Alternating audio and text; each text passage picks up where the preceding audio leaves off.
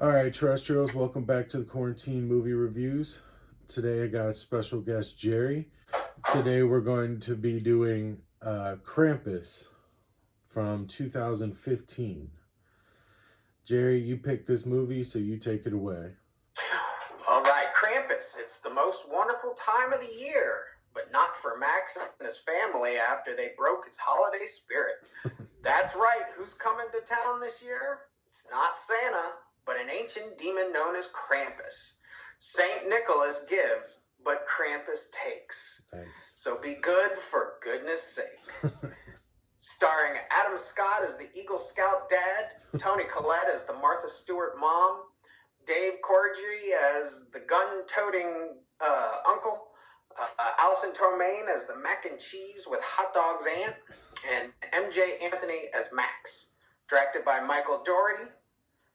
PG-13 with a special shout-out to nail gun-wielding gingerbread men, a spooky Jack-in-the-Box, and a great aunt recipe for peppermint schnapps. Body count 12.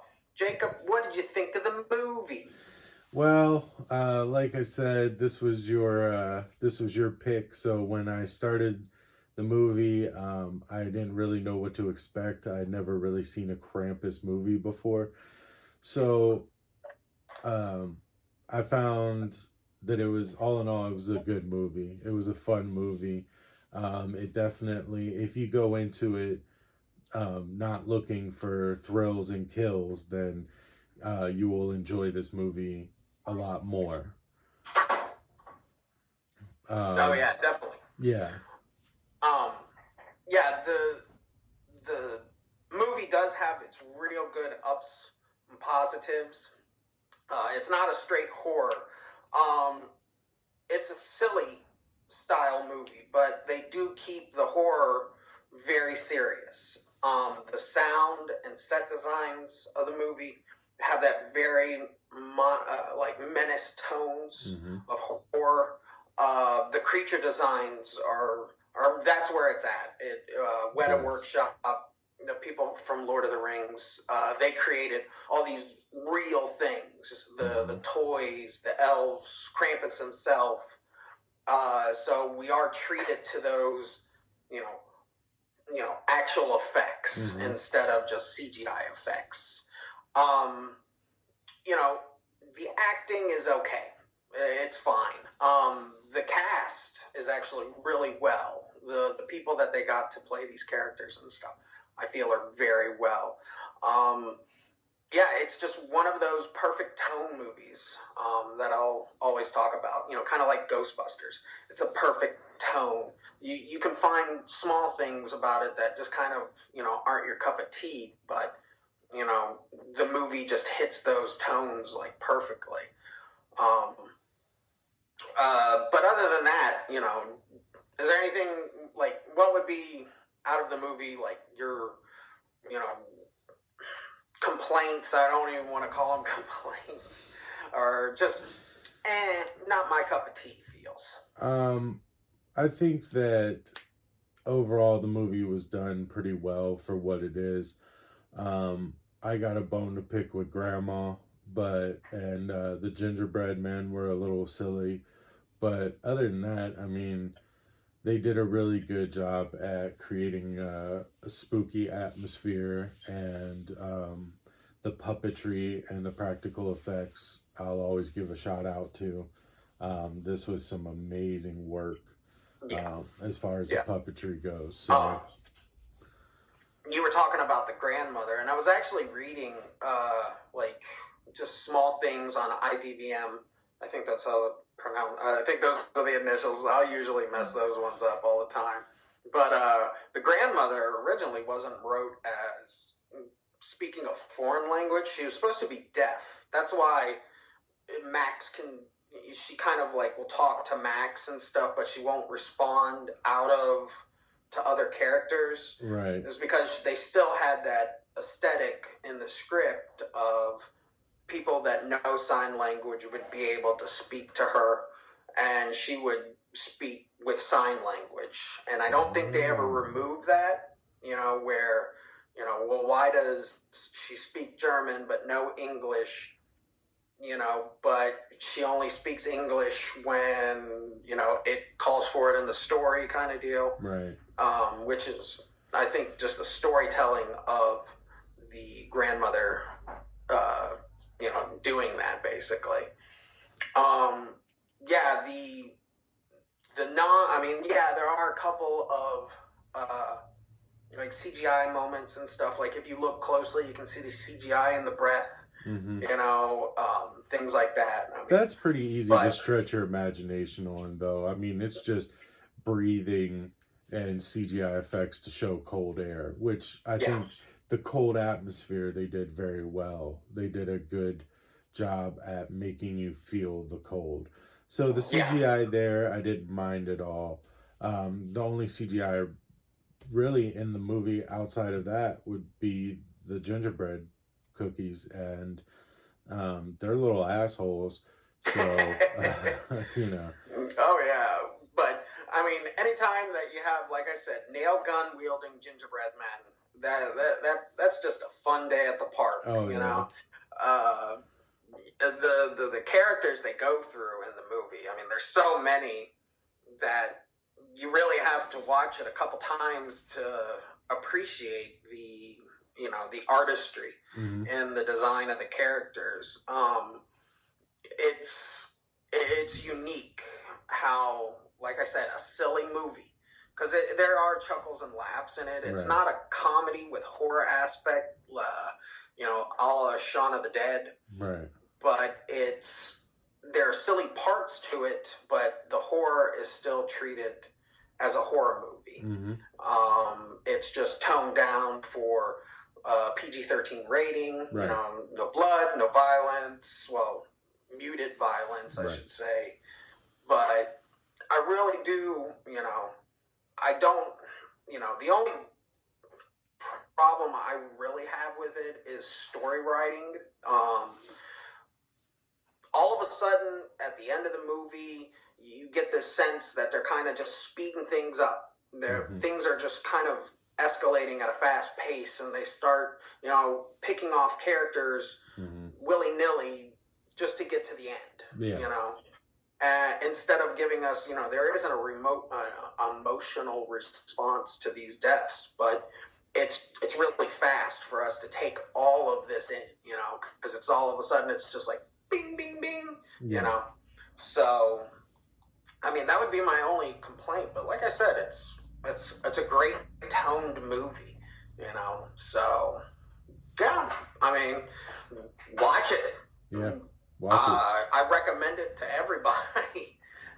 Watch it. Watch it during Christmas. Yeah. Watch it during St. Patrick's Day and stuff. Watch it whenever, because it is one of those, like I said, like a Die Hard, like a Ghostbusters, like a Tremors. Yeah.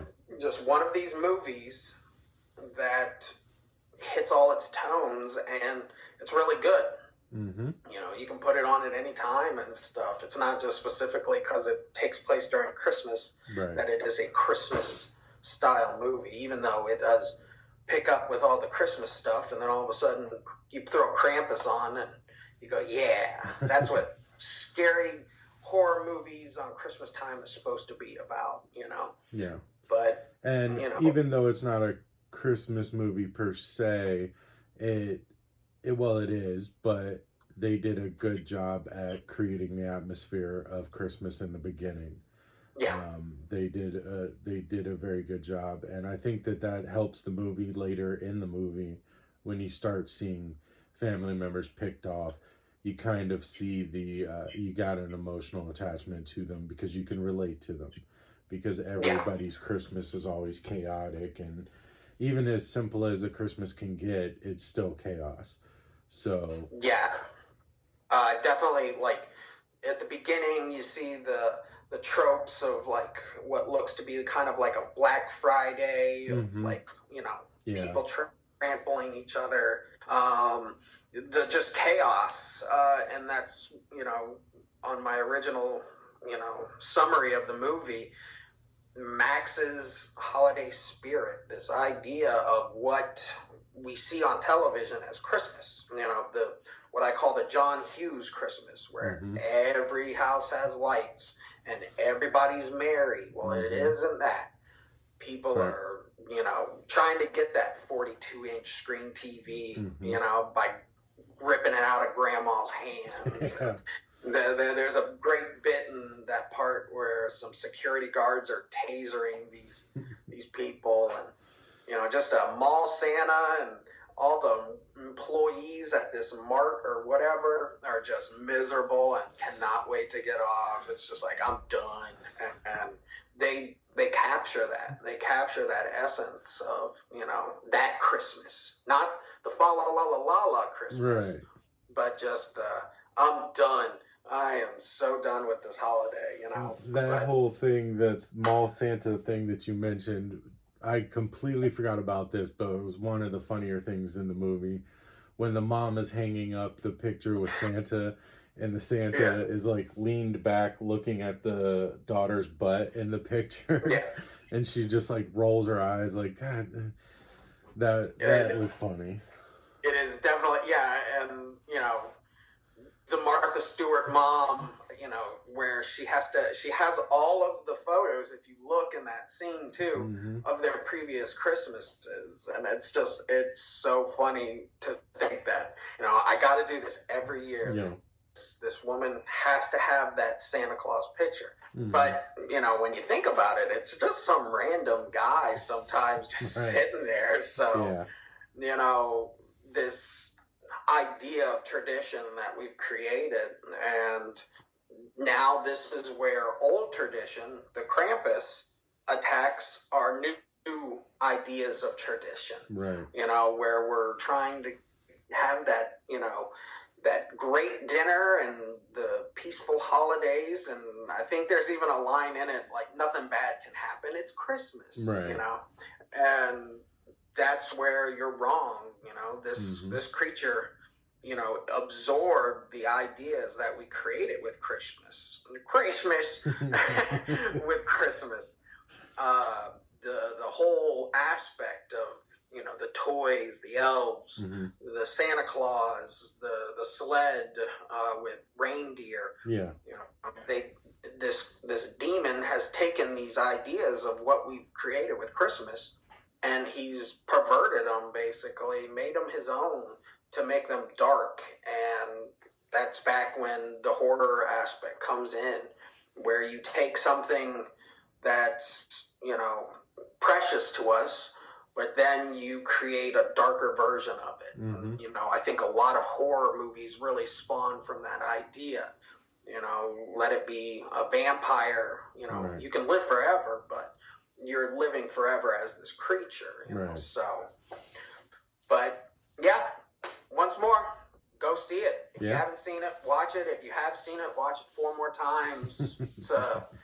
It's 5 bags of popcorn, 4-star, blah, blah, blah. It's good. It's a good movie. Just go watch it, That sounds good, man. And I agree with Jerry. I think anybody would like this movie. It's serious enough for parents to watch it, and it's goofy enough for kids to enjoy it. So I would definitely say it's a good family movie, whether it's Christmas or not, but especially for Christmas. Any last words, Jerry? No, sir. I think I covered everything I got. All right. Well, we'll be back with more. I think we're going to work on a top 5 rainy day category. So be looking out for that. Stay safe out there, guys.